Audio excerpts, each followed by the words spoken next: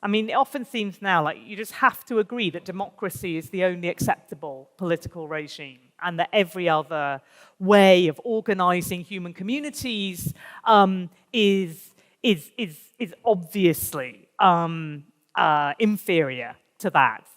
But actually, democracy is really unusual historically. Whether we think it's good or bad or whatever, or that maybe somebody should try it sometime, it's really historically very rare. But there are all sorts of other alternatives that people try, and some of them, are awful. Tyranny, kings, things usually go wrong there. But there are all sorts of ways of organizing communities in ways that are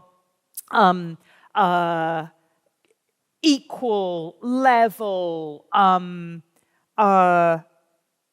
voluntary, more voluntary than many democracies, that actually turn out to be much more common in human history than democracy. So to me, I mean, I think knowing more about those sorts of histories, those sorts of communities, opens up possibilities for where are we going to go from here, because we can't stay where we are.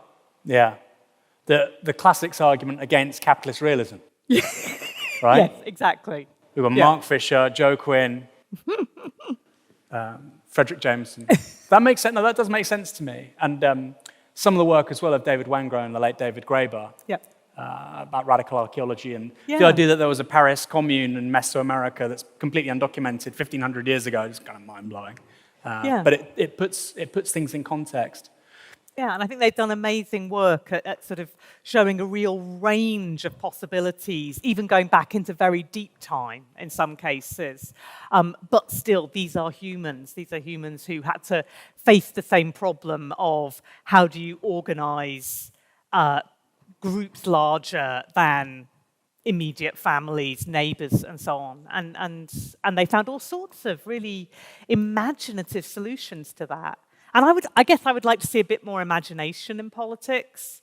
And part of freeing people up to do that is taking away the assumptions about what must be right.